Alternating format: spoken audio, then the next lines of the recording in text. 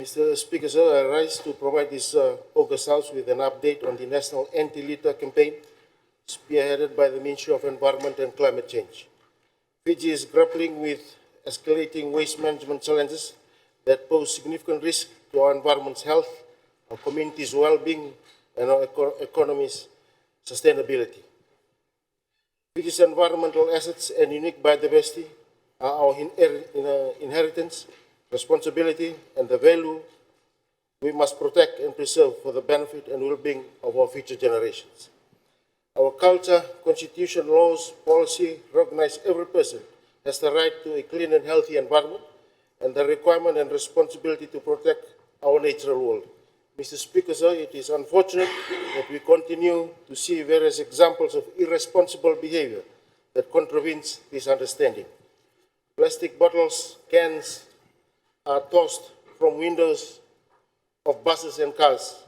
Waste is abandoned on beaches, discarded in drains, and deposited on roadsides. Waste such as plastic packaging is found in creeks, rivers, and the ocean.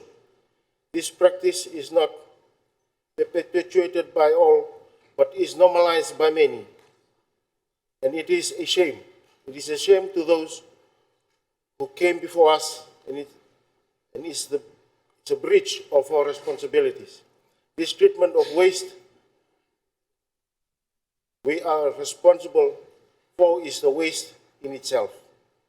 Mr. Speaker, sir, in response to ongoing challenge, on 21st January 2025, the Ministry of Environment and Climate Change launched a Do the Right Thing national campaign, a call to action for a litter-free Fiji. This campaign has been formulated around the Honourable Prime Minister's vision to unite Fijians in a shared mission to tackle the growing litter crisis. Through it, we seek to foster a culture of accountability and respect to our surroundings. We want all those who reside here in Fiji to work together to ensure that we do all we can to provide a safe, clean, and thriving environment. This campaign is not just about cleaning up, it is about building civic pride and a consensus around a common understanding of the collective responsibility to protect our pristine ecosystem for the shared benefit of all and the generations to come. Since the launch of the national campaign, the Ministry has advocated strongly on behavioral change through various media platforms, creating awareness among the general public and ensuring the population is informed of the scope and scale of the intention, initiative, and actions. Mr. Speaker, sir, this campaign is more than an anti-litter initiative. It's a movement. It's a call on every individual, family, business, and organization to do the right thing. Whether it's picking up a litter, sorting waste, or saying no to single-use plastics, every action makes a big difference. Mr. Speaker, sir, my ministry is mandated to enforce the Litter Act of 2008, and the ministry has taken this responsibility seriously in training and appointing 57 of our staff members as litter prevention officers, giving them required powers to enforce the Litter Act 2008. To scale up enforcement of the Act, the ministry has also trained 203 civil servants across government ministries in the Central, Western, and Northern Division. The ministry aims to train at least 500 litter prevention officers across government ministry and public authorities by the end of this year.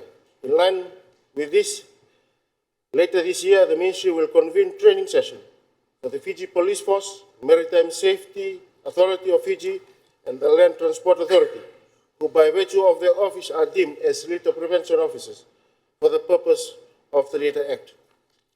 Mr. Speaker, sir, while the ministry is working with partners and stakeholders to develop and review critical policies and strategies to further address waste management and pollution issues in Fiji, the ministry has been proactive to date in leading and inspiring the general public to participate in cleanup campaigns.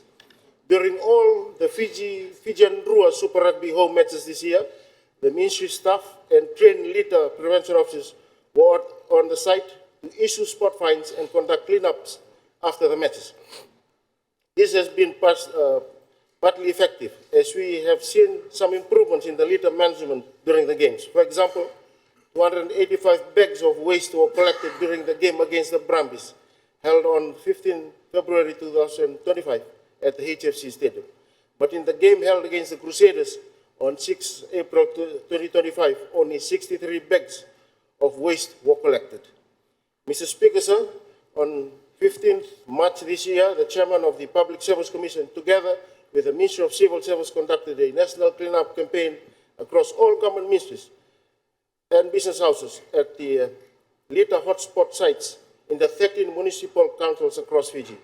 Following a successful turnout, 1,061 bags of waste were collected during the event. The ministry worked with the municipal council to properly dispose of the collected waste after the event. Aside from the cleanup activities, my ministry has facilitated and participated in a number of community and youth group-led cleanup exercises across 3 divisions, and has also provided cleanup materials such as nylon bags and hand gloves to assist in this good cause. Mr. Speaker, sir, we recognize the crucial role of social media and other media platforms play in influencing people's behavior. Following the launch of the national campaign, the ministry has been actively participating in local radio and television talkback shows, including the vernacular languages, to advocate and create awareness on the national campaign. To this extent, the ministry also partners with the community, role models, and national celebrities to embody the Do the Right Thing ethos, showcasing their efforts to inspire others. Mr. Speaker, sir, another example of the ministry's effort to curbing pollution and littering is the trash boom initiative. On 28 February this year, a trash boom was installed at the Nabukalo Creek, funded by the Ministry of Environment and Climate Change. The trash boom includes the installation of a floating barriers designed to intercept debris, plastics, and other pollutants before they reach the ocean, thereby reducing marine pollution and protecting aquatic life. This collaborative effort addresses plastic waste and pollution in Fiji's waterways, particularly the hotspot areas and littering and illegal dumping. By analyzing collective waste, the initiative seeks to identify sources of pollution and promote sustainable waste management practices. The initiative aligns well with the government's effort to tackle urban waste management and protect waterways. The ministry continues to work with the donor partners and stakeholders to replicate this initiative in other hotspot locations around Fiji. Mr. Speaker, sir, our journey towards sustainability is backed by strong policies. This year is indeed a critical one for the ministry as we strive to finalize 2 critical policy documents. One is the Container Deposit Regulation for Fiji, and 2, the National Integrated Waste Management and Pollution Control Strategy. A container deposit regulation will be a practical and effective solution in addressing waste management issues in Fiji, while offering multiple environmental, economical, and social benefits.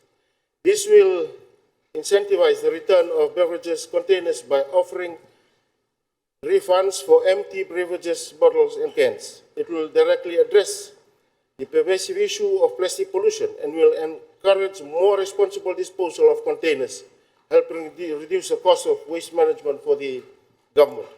Additionally, to reduce the threats to Fiji's sustainable development, the National Integrated Waste Management and Pollution Control Strategy 2025 to 2035 strategy will provide a 10-year strategic framework to address waste, chemicals, and pollution challenges.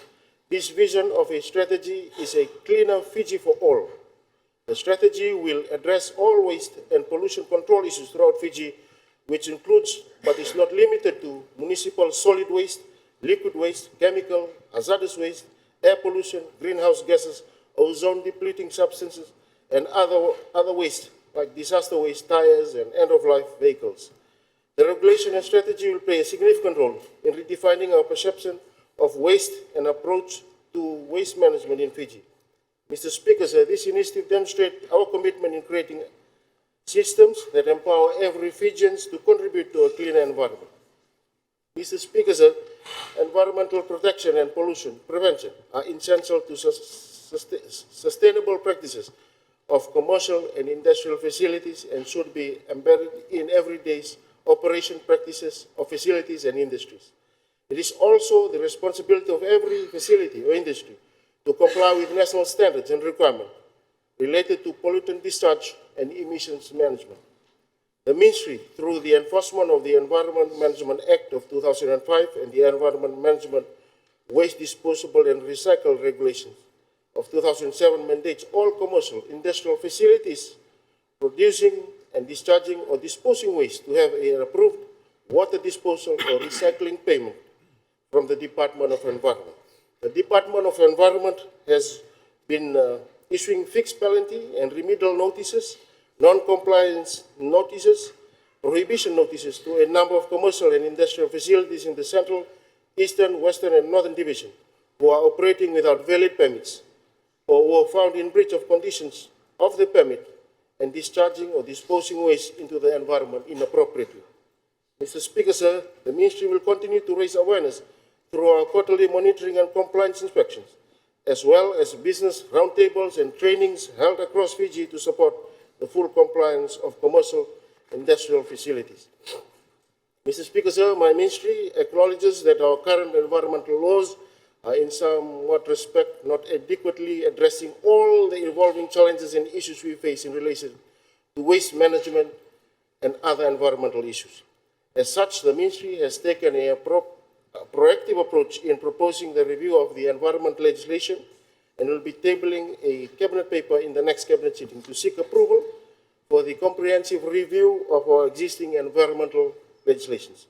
A comprehensive review of the waste management laws will be the means to improve alignment with the priorities outlined in the National Development Plan (NDP) of 2025 to 2029. This strategic alignment will ensure that the laws effectively support the key objectives of the NDP and its overarching aim to foster a more prosperous, equitable, and sustainable Fiji. By reviewing and proposing amendments to the current environmental laws, including waste management laws, we aim to create a pragmatic and robust legal framework that addresses the evolving challenges of waste management, environmental protection, recognition that much of our environment legislation requires updating and amendment to better serve the current context and the challenges we face. Through the review of the Litter Act of 2008, we would also recommend a robust review of the litter offences penalties to ensure enforcement effectively deters littering and illegal dumping in Fiji. Mr. Speaker, sir, the Ministry continues to conduct a nationwide public awareness campaign on waste segregation, litter fines, and environment stewardship. The Ministry, through the Pack Waste Plus project, implemented a Secretary of the Pacific Regional Environment Program, SPREP, has assisted in a total of 25 informal settlements and villages through communal organic processing program to ensure the safe and sustainable management of waste with due regard to the biodiversity conservation, reduction of marine litter, health and well-being of communities, and climate change mitigation and adaptation requirements. The Ministry this year, in collaboration of the Pack Waste Plus project, also convened several training on key thematic areas under waste management to enhance the capacity of our officers, including civil servants from the line ministries, with a similar mandate, and the private sector representative to effectively tackle waste management issues in Fiji. These include capacity building in handling waste containing asbestos, e-management, healthcare waste, organic waste, curriculum development training for teachers and officers from the Ministry of Education to better equip them to design curricula that embed waste management principles and expectations in national education. Training teachers and curriculum specialists is extremely important as educational institutions are key in driving change in our society through their ability to influence behavior and perception that will shape our future leaders. Mr. Speaker, sir, reducing the current burden on our landfills is a key priority for our ministry. The data from the recent years shows that waste going to our landfill is comprised mainly of organic waste, which can be easily converted into useful farm manure at home. We appreciate the support and assistance of the Government of Canada and the Recycle Organics programs to improve community uptake of home composting.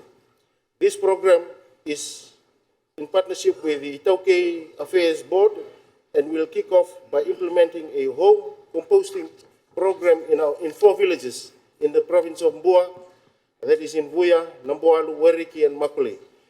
200 composting kits will be distributed to these community workshops that will be held on 13 and 14 May of 2025. To educate and equip communities to be better environmental stewards, composting is a win-win, supporting agriculture, reducing waste, and supporting both our environment and climate change objectives. Mr. Speaker, sir, we have continued to partner with the municipal councils, civil society, and the private sector to expand recycling programs in urban and rural areas. The Ministry is further exploring possible partnership and have also requested funding through the national budgeting process to place an adequate number of rubbish bins in public places, increasing accessibility for the public to do the right thing.